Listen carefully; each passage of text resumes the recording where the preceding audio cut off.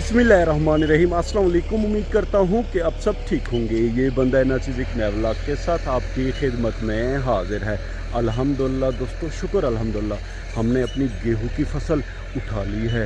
गंदों हमने महफूज करके रख दी है, भूसा भी महफूज करके रख दिया है। और अब आप देख रहे हैं कि ट्रैक्टर हमारी ज़मीन को हल लगा रहा है। और अब इस ज़मीन में इंशाअल्लाह अल्लाह पाक ने चाहा तो हम काश्त करेंगे ज्वार की घास। दोस्तों, अगर ज़मीन की बात की जाए तो इस नहरी के साथ हमारी टोटल 3 बीघे ज़मीन है। हैरत की बात है कि नहरी में अभी तक पानी नहीं आया, हालांकि पहाड़ों की ग्लेशियर तो अब पिघल रही है। अब तो इस नहरी में पानी आ जाना चाहिए था। पानी ना होने की वजह से आप देख रहे हैं कि शीशम के जो हमारे दरख्त हैं वो सूख रहे हैं।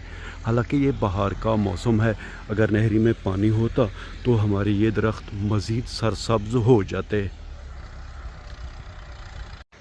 अगर गेहूं की फसल की बात की जाए तो हमारे प्यारे गांव में कुछ ज़मीनें तो खाली हो गई हैं, यानी कि गेहूं की फसल उठा ली गई है।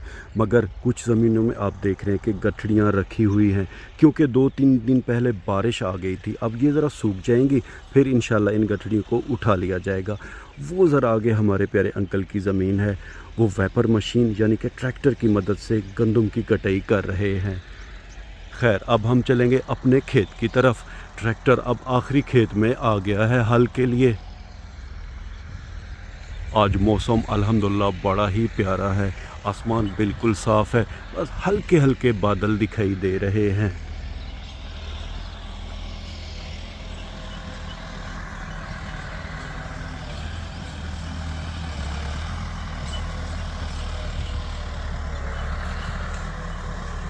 ये ट्रैक्टर हमारे प्यारे हमसायों का है। अगर हमारे यहाँ एक हल की रेट की बात की जाए बीघे की, तो तकरीबन 1000 से 1500 रुपये ये लोग ले रहे हैं, यानी कि एकड़ का हो जाएगा कोई 2500 से 3000।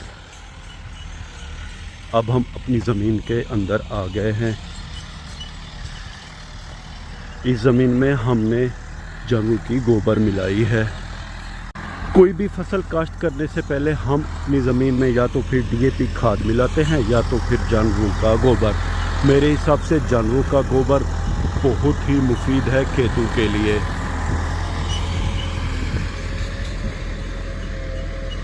पहला हल हम खेत को चौड़ाई में लगा रहे हैं और दूसरा हल जो है वो लंबाई में लगाएंगे, ताकि जब हम इंशाल्लाह अपने खेत को पानी देंगे तो पानी आसानी से इस तरफ आए।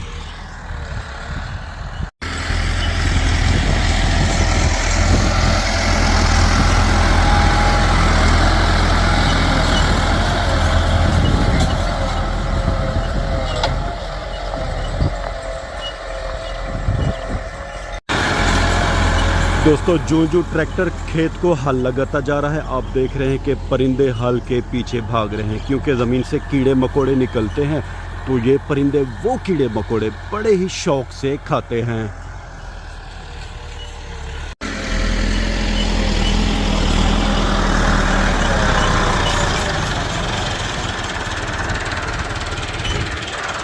खेत को हल के बाद दोस्तों अल्हम्दुलिल्लाह हमारी ज़मीन बड़ी ही प्यारी और ख़ूबसूरत हो गई है। और अल्हम्दुलिल्लाह तीनों बीघों को हमारे प्यारे भाईजान ने हल लगा दिए हैं और मट्टी की बड़ी ही प्यारी खूबसूरत प्यारी खुशबू आ रही है। अल्हम्दुलिल्लाह दोस्तों, ज्वार का बीज हम लेकर आ गए हैं। हमारे प्यारे भाईजान अब निशान लगा रहे हैं। ये निशान इसलिए हैं ताकि खेत में बीज मिलाने में आसानी हो। ज़मीन को एक हल लगाने के बाद इसकी मिट्टी बड़ी ही खूबसूरत दिखाई दे रही है और गोबर भी अल्हम्दुलिल्लाह अब तकरीबन इसमें मिल चुकी है। दोस्तों, कुदरत कैसे कैसे अपना रंग बदलती है।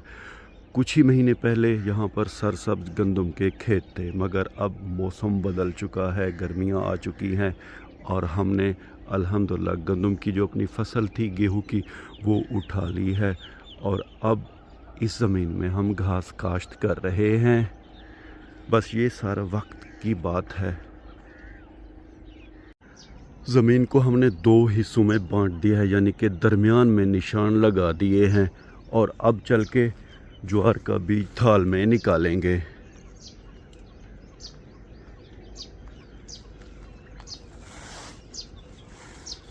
दो किस्म का बीज हम लाए हैं, एक ज्वार का बीज है और दूसरा बकरियों की ख़ास किस्म की घास है वो है। ज्वार का बीज ज़्यादा है और जो बकरियों की घास है उसका बीज थोड़ा कम है।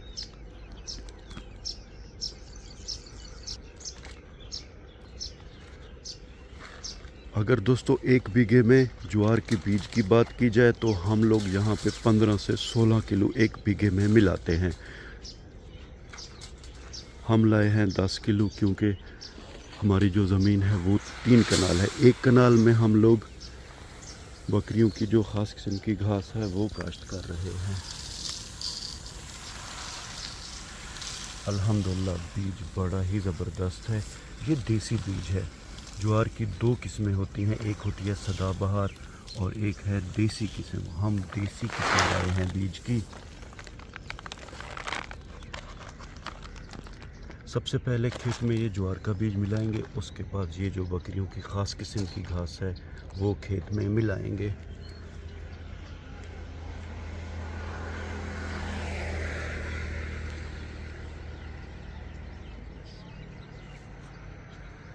हमारे प्यारे भाई ने थाल उठा लिया है और अब सीधा खेत की तरफ जा रहे हैं।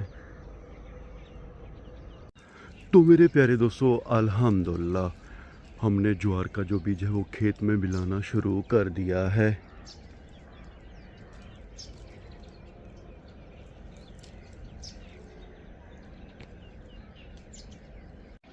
खेत में बीज मिलाना भी एक फ़न है, हुनर है, हर बंदे की बस की बात नहीं है।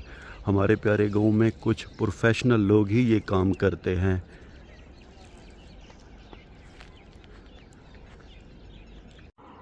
लकड़ियों की मदद से मुख्तसर से यहाँ पे भी हमने निशान लगा दिए हैं। ये 1 कनाल बकरियों की घास के लिए है और ये 3 कनाल ज्वार की घास के लिए हैं।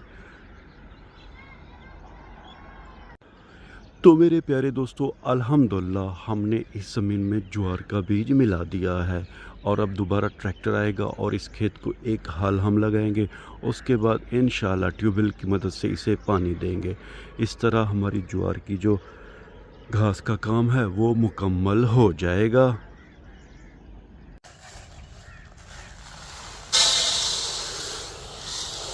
अब हम दोस्तों जो बकरियों की ख़ास किस्म की घास है उसका बीज हम खेत में मिलाएंगे। माजरत इस बीज का मुझे नाम नहीं आता।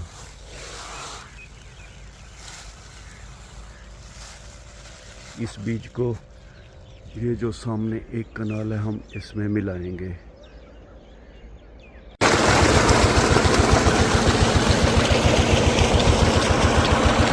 ट्यूबवेल अल्हम्दुलिल्लाह दोस्तों हमने चला दिया है और पानी सीधा हमारे खेत में जा रहा है।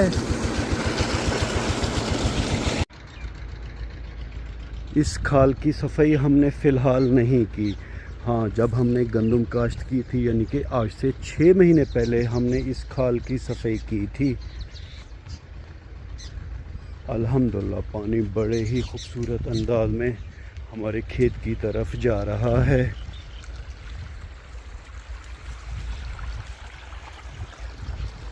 पहले यहाँ पे दोस्तों हमने एक पाइप रखा हुआ था मगर ये पाइप दब गया है वज़न की वजह से, फिर पानी कम जा रहा था खेत में तो हमने ये पाइप अब निकाल दिया है।